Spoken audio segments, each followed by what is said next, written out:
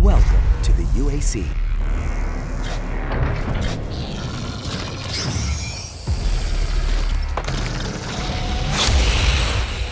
When you make a game like Doom, you spend so much time playing it, and I know a lot of fans have spent a lot of time playing it, and to be able to step into the world is like the most exciting part of VR. We wanted to put the player here and really build an experience that you know, takes advantage of the key aspects of virtual reality. This time you're a cybernetically enhanced member of the UAC. Marty, tell us what the setup is. Yeah, so you actually play a scientist, Dr. Peters, who is part of the BFG program, bringing the BFG to existence. In that facility, if you're familiar with that, that's a research facility that you fight through and you get the BFG in.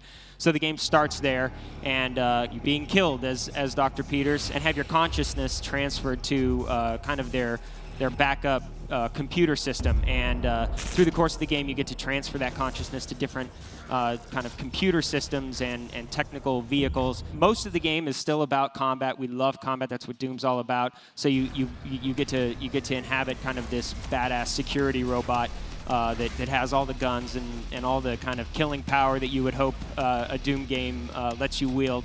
We wanted to specifically take advantage of some of the opportunities that you have in VR. Being the Doom Marine and the Doom Slayer is such a focused experience. The Doom Slayer, he doesn't fix stuff. He doesn't play an engineer. He doesn't pick locks. He doesn't hack things. But those are things that we thought were really cool opportunities for VR, and we wanted to do something different with VR.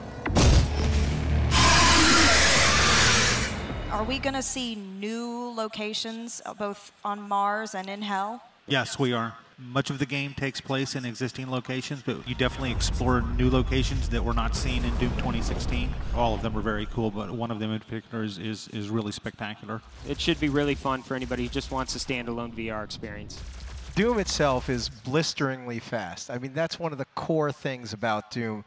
What are the challenges of bringing that kind of speed and that kind of intense, non-stop action to VR? Primary mechanism is teleportation. We also have what we're calling a dash, which is basically cardinal movement on the pad. But if you've watched the trailer for Doom VFR or you've played it in the demo booth, you see that the action is really fast because the teleportation isn't like a blink. It's, you know, we rush you through the world, and we play into that for the glory kills from Doom 2016. If you get a demon in stagger mode, you can actually snap your teleportation to him, and you rush forward and telefragging. You know, a lot of good glorious jibs and blood. So it's every bit as fast. It's just different types of movement, but we're really architecting the gameplay to take advantage of that. Yeah, anybody who's played Doom knows that you got to get behind a pinky and shoot him in the butt to kill him. And doing that in VR is great because you can actually teleport right behind him or dash around the back of him and shoot him, same with the shield guys that hold up the shield. So you just get a different tactic, but it's still just as fast-paced. What are some of the challenges that you're now facing in bringing games in general to VR? The number one problem I think people face is frame rate, because you need 90 hertz to really make a smooth experience. You know, luckily for us, id Tech is really well suited for that. It's frame rate. We have an uncompromising view on graphical quality. We're not going to compromise the look for VR. So there's a lot of work that goes into that. A lot of R&D into, again, movement and just general gameplay type things, and how technology kind of touches the whole experience.